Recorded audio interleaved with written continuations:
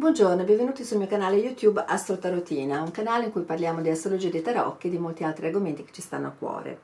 Oggi parleremo di alchimia delle polarità.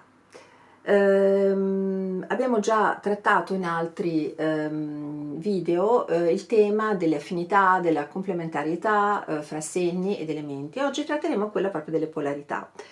Sappiamo che ogni tradizione iniziatica ci invita a analizzare l'universo e il mondo come il prodotto dell'esistenza fra due forze complementari, che possiamo chiamare Yin e Yang, che possiamo chiamare il principio emissivo, il principio ricettivo, maschile e femminile. Non ha nulla a che vedere con il genere, non sono delle definizioni da assegnare al corpo, né limitate a ruoli sociali. Sono energie universali e noi le interpretiamo attraverso l'astrologia, i 12 segni dell'astrologia, che si alternano nella ruota dello zodiaco in segni Yin o maschili e segni Yang o femminili, cioè segni, per semplificare al massimo, emissivi o recettivi. Ma prima di entrare proprio nell'ambito dell'analisi, cioè di come queste polarità si esprimono nella relazione, in quello che noi chiamiamo amore, vi invito alle raccomandazioni abituali, iscrivervi al canale YouTube se non l'avete ancora fatto, mettere un pollice se il video vi è piaciuto, attivare la campanellina delle notifiche, iscrivervi o andare a vedere, a scoprire le pagine Instagram Astrotarotina dove parlo di astrologia di tarocchi, e inviamo una mail a mariacristina.astrotarot con una T finale @gmail.com se desiderate una consulenza di astrologia di tarocchi o di astrotarocchi, se desiderate ricevere la newsletter settimanale o anche il questionario che ho elaborato per che possiate valutare in maniera molto ludica le vostre conoscenze di astrologia e di tarocchi. Allora, cominciamo subito con la polarità maschile, che è legata quindi agli elementi fuoco ed aria, che abbiamo già analizzato, come vi ho detto, in altri video, e che sono legati quindi a questi segni, che sono Ariete, Gemelli, Leone, Bilancia, Sagittario e Acquario, che sono segni quindi che si basano cosa? Sull'esternazione, l'affermazione, il movimento verso l'esterno, quindi avranno un modo di entrare nella relazione, possiamo dire per semplificare e capirci un modo di amare, diretto, espressivo e creativo. Non li limitiamo a una specie di caricatura, cioè non li possiamo ridurre solo all'impulso, al potere, ma portano che cosa questi segni Yang? La visione, la parola incarnata, l'azione, che con un'intenzione sacra, come mostrando, questo è molto importante, dicendo e costruendo.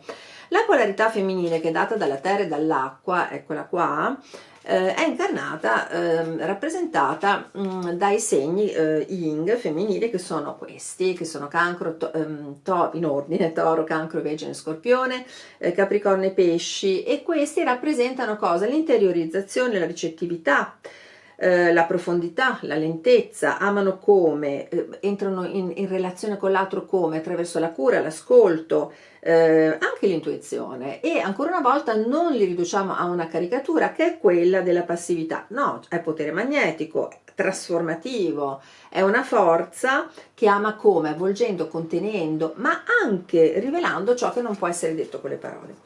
Allora, quando abbiamo un incontro fra due polarità opposte, cioè fra due segni Yin, un segno Yin e Yang, scusate, in questo caso si può dire che l'incontro avviene per creare un'unità che ha uno scopo superiore. Quindi, come dire, una vera e propria danza alchemica che va da colui che porta l'azione a colui, colei e colui, insomma, come volete, l'elemento che lo riceve.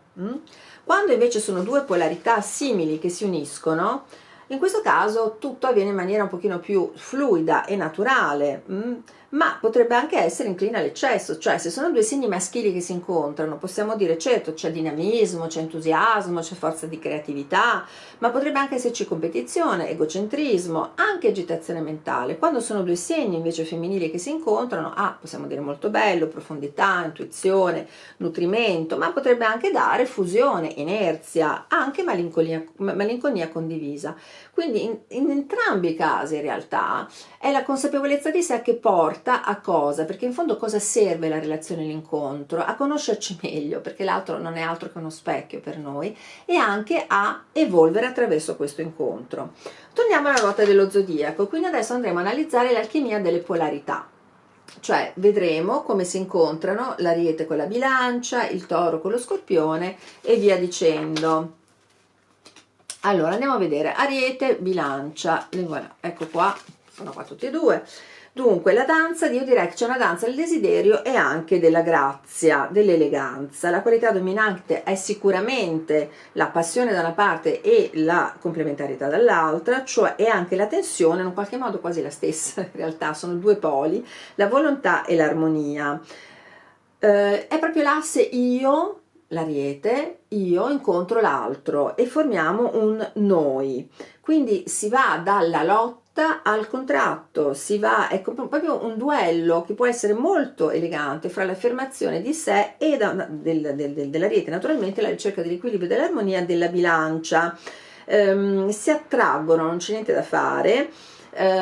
Uno, cioè il fuoco dell'Ariete, deve imparare la sfumatura, e l'aria deve anche imparare dalla Bilancia a volte a dire la nuda e cruda verità. E questo per elevarsi verso un servizio comune, cioè c'è qualcosa che porta proprio dall'impulso all'azione. Per questo mi piace parlare di guerrieri della pace. Il Toro e lo Scorpione, eccoli qua, proprio parlano di alchimia. Alchimia di cosa? Delle profondità, e il punto, la qualità che li unisce è proprio la sensualità, e la tensione è quella del possesso, perché il Toro, diciamo, incarna il corpo, la fertilità, la costanza, la pazienza, la materia, e lo Scorpione naturalmente il mistero, la profondità, la metamorfosi, e entrambi attraverso una sensualità molto forte, in cui il Toro vuole tenere per rassicurarsi, e lo Scorpione in un qualche modo c'è un'idea di possesso, ma poi per trasmutarlo e trasformarlo in qualcosa di più grande. Quindi non ci deve essere attaccamento, e la sfida è proprio quella di arrivare a una liberazione reciproca attraverso chiaramente un'intensità. È un amore che può guarire o consumare a seconda che venga alimentato dalla paura o dalla luce, ha una sorta di potere tellurico, è proprio una fusione in questo caso. Ma per ottenere cosa? Per ottenere una trasmutazione della paura in offerta, cioè la paura di perdere deve trasformarsi nella capacità di offrire qualcosa. Quindi si parla per queste polarità qui veramente di una guarigione nel corpo e nell'anima, di qualcosa in amore profondo ma che non deve incatenare. Passiamo adesso ai Gemelli, che voilà, la loro polarità opposta è quella del Sagittario. Allora, l'avventura del pensiero, qua la qualità dominante per entrambi è proprio il gioco mentale e la libertà, e il limite è quello, la tensione è proprio quella dell'instabilità emotiva. Cosa succede? Una coppia che si diverte, ride, viaggia, parla, impara, parlo di coppie di elementi sempre,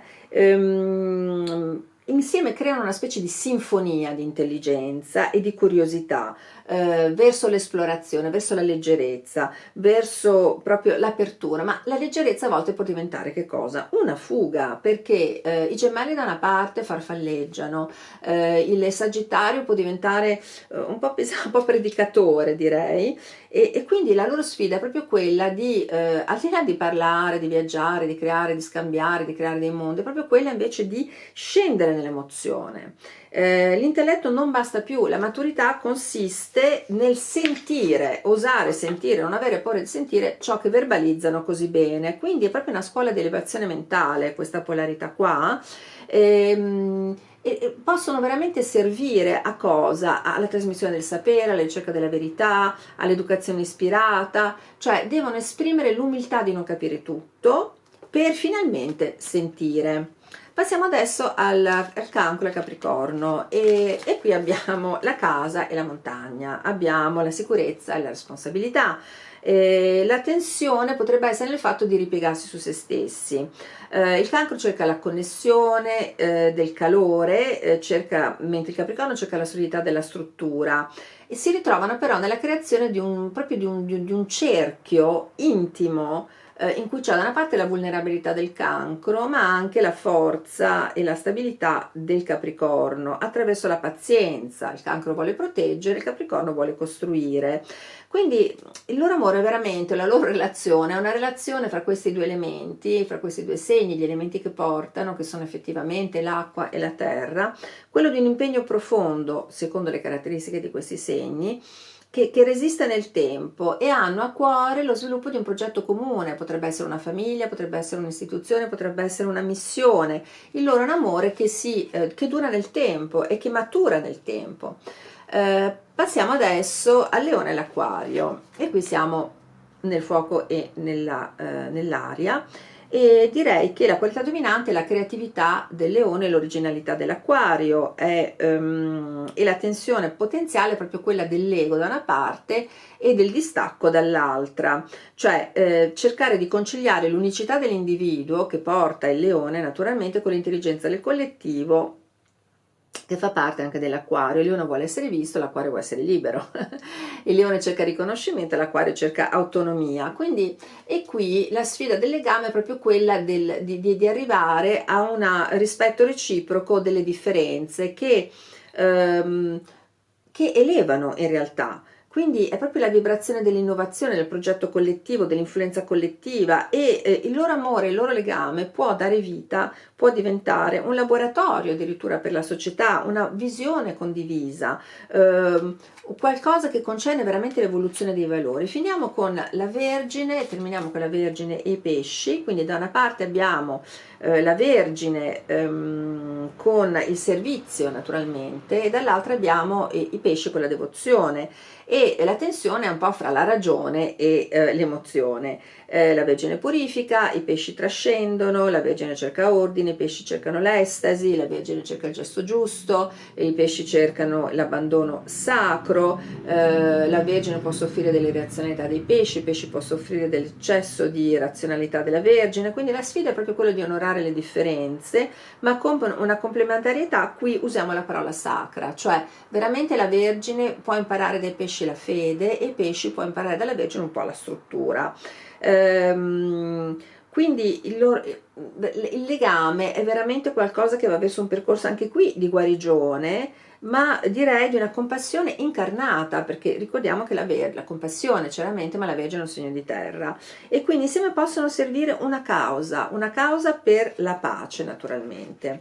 Ecco, noi abbiamo guardato, abbiamo un po' analizzato queste polarità e l'alchimia fra queste polarità. Ritorniamo adesso al nostro tema natale e vediamo che, come dire, quando noi incontriamo qualcuno, non possiamo, diciamo, del segno del Leone, no, effettivamente non c'è solo il Sole e l'ascendente, ma c'è tutta la complessità del suo tema natale, naturalmente.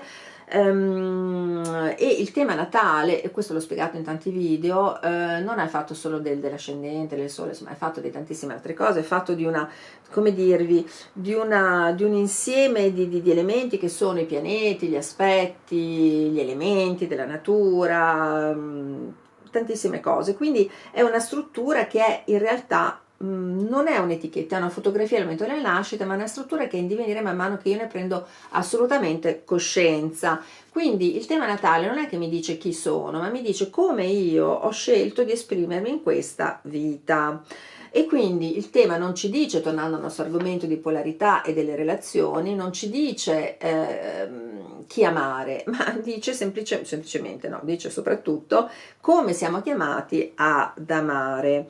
Quindi io non lo leggerei come una carta di previsione, ma più come uno spartito musicale, cioè quali sono le note dominanti, quali sono le dissonanze, come posso armonizzarle, quali sono i silenzi che invece mi portano molta informazione, molta verità su di me e sull'altro. E naturalmente nella lettura entrano in gioco anche non solo, come abbiamo detto, i segni con gli elementi, ma per esempio i pianeti, cioè il Sole che mi dice rispetto all'argomento della relazione, la mia volontà, la mia identità, la Luna che mi parla naturalmente delle emozioni, dei bisogni profondi dell'attaccamento, Venere, eccola qua, che mi parla del mio modo di amare, del mio modo anche di essere amato e di desiderare armoniosamente. Marte è certo che il desiderio, lo slancio, l'impeto, la sensualità, ma l'azione nelle relazioni, nei legami. Abbiamo anche Saturno, perché il legame parla anche, Saturno è importante guardare un Saturno, perché mi parla della lezione che mi porta, della solidità del legame. In fondo anche Nettuno, perché Nettuno è fatto di compassione, di ideale, di sogno, ma anche di illusione. Quando noi abbiamo una sinastria, cioè quando sovrapponiamo per esempio i temi natali di due persone, se abbiamo, che ne so, una Venere che tocca la Luna, Venere di una persona che tocca la Luna dell'altro, potremo parlare a livello di legame, di dolcezza, di un legame nutriente che nutre. Se Marte è congiunta al Sole dell'altra persona, potremo parlare di un legame sicuramente potente ma potenzialmente conflittuale, per esempio. Ma andiamo a guardare in maniera, direi non solo, ma particolare, il collegamento fra Venere e Marte, no? Perché come abbiamo detto, Venere ci dice come io amo, ma come desidero essere amata. Se è in Cancro, questa Venere mi dirà che cerco tenerezza in maniera costante, se è in Acquario mi dirà che ho bisogno di libertà, se è in Scorpione ho bisogno di un'intesa esclusiva. Marte che mi relaziona al desiderio, naturalmente, se è in Ariete, il mio modo di affrontare il desiderio è frontale, se è in Bilancio è più strategico, se è in Pesci è più magnetico ma anche vago. E anche gli aspetti poi che questi due pianeti formano fra di loro, sempre nella sinastria, nelle sovrapposizioni, mi parlano di una profonda alchimia sensuale, perché se sono in buon aspetto, cioè in trigono in buon aspetto, ecco, allora questa alchimia effettivamente esiste ed è sensuale ed è molto forte. Se sono opposti, possiamo dire che, come dire, c'è un'attrazione ma c'è anche una lotta. Se non ci sono aspetti fra questi due pianeti non vuol dire che il legame non ha luogo o non ha ragione di essere, ma ha necessità di essere coscientizzato e alimentato. Sappiamo anche che nei temi, oltre ai pianeti, eccetera, esistono anche le case, che sono questi settori di cui ho parlato in video che troverete sempre su YouTube. Ora, rispetto al legame, al rapporto, a quello che possiamo chiamare amore, ecco, io parlerei della casa settima e della casa ottava. La casa settima che mi rappresenta effettivamente ciò che io attraggo, ciò che proietto sull'altro, anche ciò che mi completa in un qualche modo, l'alter ego, il contratto relazionale d'anima, possiamo dire così, lo specchio dell'anima. E quindi quello che si trova nella casa settima, in che segno è, quindi quale elemento, qual è il suo governatore, se ci sono dei pianeti, gli aspetti che questi formano, è molto importante. Per esempio la casa settima in Pesci mi dirà che cerco un legame, una relazione fusionale. In Capricorno che cerco invece qualcosa di strutturante, basato sull'impegno, sulla maturità. Se Saturno è nella settima casa, mi dice che la relazione diventa una prova formativa. Se c'è Nettuno invece in questa settima casa, posso dire che magari il legame diventa un legame verso un ideale, ma forse anche verso l'illusione, devo stare attento. E l'ottava casa, che è proprio chiamata la casa alchemica, perché è la casa che parla di fusione, trasformazione, sensualità, consapevolezza, morte e rinascita nel legame, ci rivela, in funzione di quello che troviamo in questa casa, ciò che la relazione trasmuta. Poi potremo parlare dell'ascendente, del nodo nord, di Chirone, della parte di fortuna, ma insomma non possiamo affrontare tutto in un solo video. Quindi ciò che è importante quando noi siamo di fronte al tema natale e parliamo di polarità, di relazioni, direi che è proprio la risonanza, ma anche quindi la risonanza fra elementi, ma anche la consapevolezza del legame. Cioè posso avere una sinastria molto buona, ma se in un qualche modo le persone, la persona non è consapevole, come dire, non può attuare, non può dare luogo a quella trasformazione che l'incontro con l'altro ci porta a fare, cioè essere consapevoli di noi stessi, ma anche a conoscersi sempre meglio e quindi aiutarci a trasformare noi e aiutare anche l'altra persona di fatto. E concluderei questo breve video con una pratica, come al solito, anche questa molto breve. Prendete sempre il mazzo di tarocchi di Marsiglia e sceglierete due carte, ponendovi questa domanda: cosa mi insegnano sulla relazione del maschile e del femminile in me queste due carte? Quindi tirate le due carte, come sempre le osservate senza giudicare quello che emerge, e abbiate fiducia nella vostra capacità interpretativa a sentire, direi, come il sole e la luna si incontrano dentro di voi. E vi lascerei con una riflessione, non è una citazione questa volta, ma che dice: amare è riconoscere nell'altro un frammento dell'uno, significa servire senza negare se stessi, significa offrire se stessi senza perdersi, significa essere due strumenti diversi che suonano una partitura comune. E con questo vi ringrazio, grazie del vostro tempo, perché come dico sempre, la salute col tempo sono